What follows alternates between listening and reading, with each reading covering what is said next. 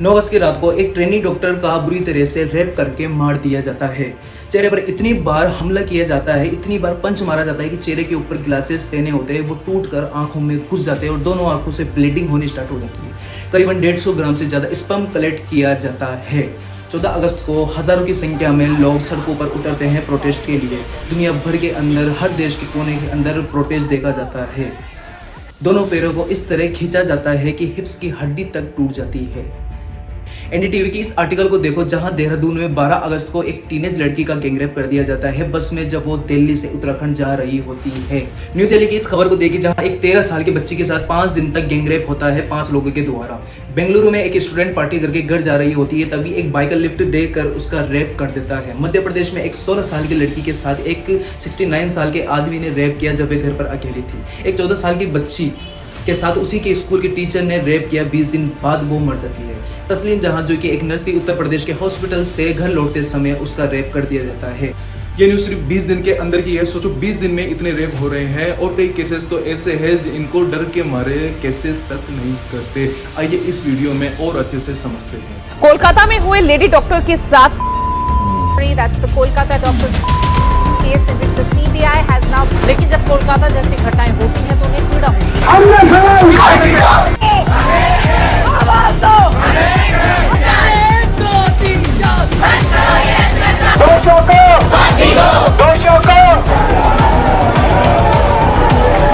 जिसकी वजह से आंखों से खून निकल गया। Justice Forum, we will take this to the world.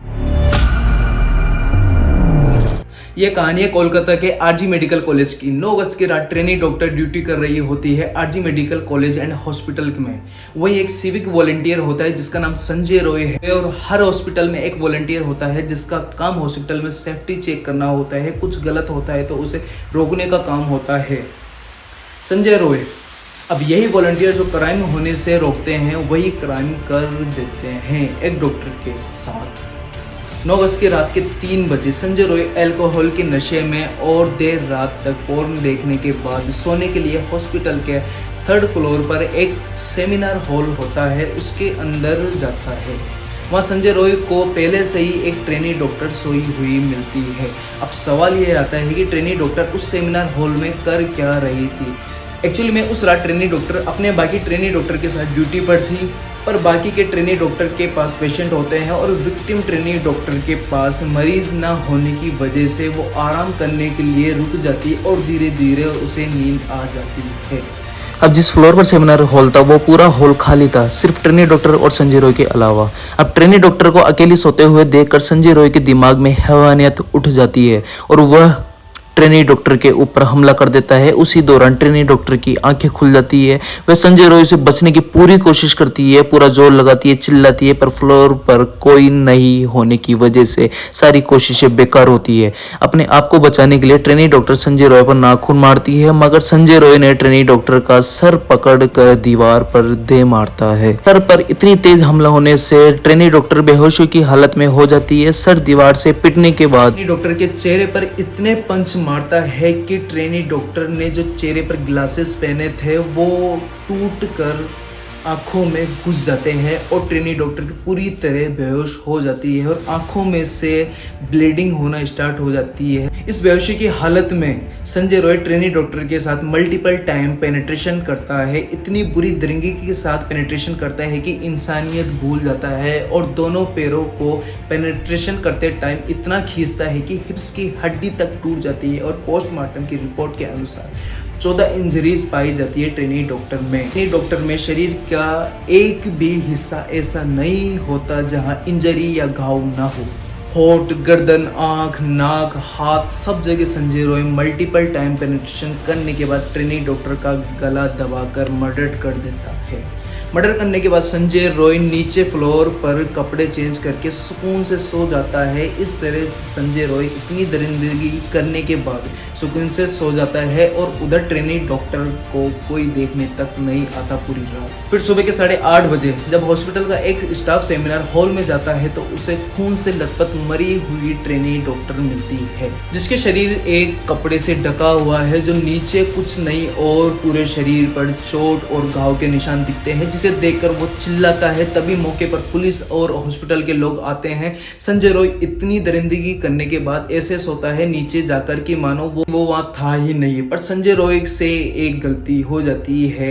उसका जो कानों का एयर बैंड होता है वो ट्रेनी डॉक्टर के शरीर के पास मिलता है, जिससे वह हॉस्पिटल के स्टाफ के फ़ोन से कनेक्ट करने की कोशिश करते हैं, मगर उनमें से किसी का फ़ोन कनेक्ट नहीं होता। उसके बाद पुलिस हॉस्पिटल के सीसीटीवी फुटेज चेक करती है, जिसमें संजय रॉय सेमिनार हॉल में जाते हुए दिखते हैं, जिनकी गर्दन पर ब्लूटूथ एयरबड दिखता है, जिसको देखकर पुलिस संजय रॉय के पास जाती है।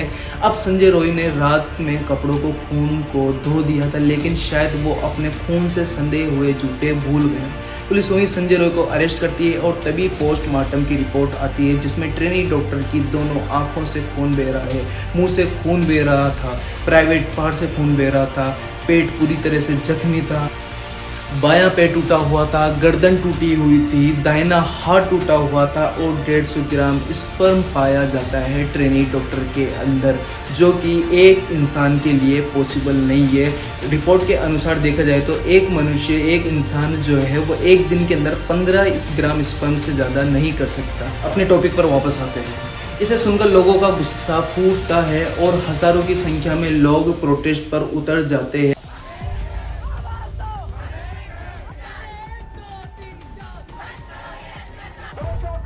उन प्रोटेस्टों के बीच से कुछ लोग तोड़फोड़ करके सबूत मिटाने की कोशिश करते हैं, भीड़ का हिस्सा बनकर।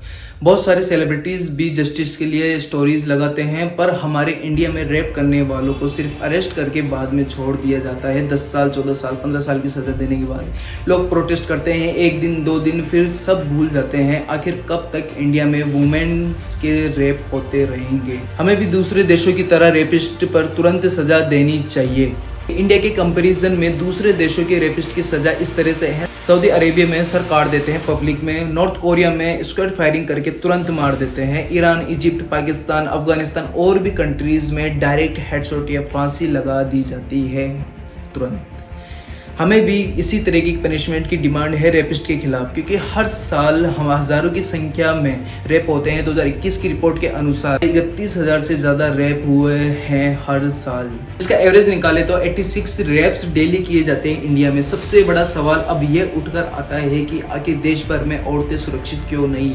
इस आउटलेट के पीछे एक और ऐसी खबर आती है उत्तर प्रदेश से, जहां एक नर्स जिसका नाम तस्लीम जहां है, वो हॉस्पिटल से अपने घर लौट रही होती है, जिसका रेप करके हत्या कर दी गई।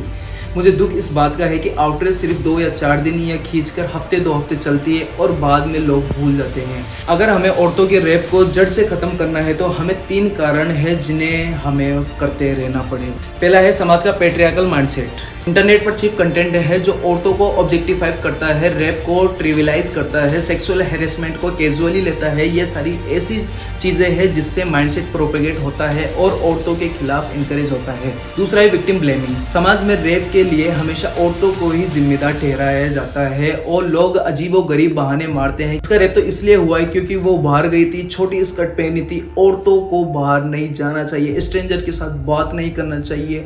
सारा ब्लेम औरतों पर ही डाला जाता है। इससे रेपिस्ट को लगता है कि उनकी तो कोई गलती ही नहीं थी, सारी गलती तो सिर्फ औरतों की थी। तीसरा, पॉलिटिकल सपोर्ट मिलना। लोग बात तो करते हैं रेपिस्ट को फांसी लगा देनी चाहिए, पर असलियत में जब कन्विक्टेड रेपिस्ट के साथ क्या होता है ये देख लो।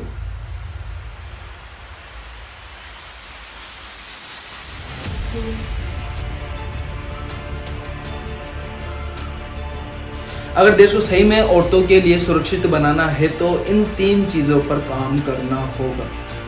इसी के साथ मैं आपसे अलविदा लेता हूँ। मिलते हैं नेक्स्ट वीडियो के अंदर। जब तक आप लोग जस्टिस की डिमांड करते रहिए और चैनल को सब्सक्राइब करें, लाइक करें, शेयर करें और हमारा हौसला बुलंद करें, ताकि हम भी आपके सामने से अनबाइज्ड ट्रुथ आपके सामने लेकर आए।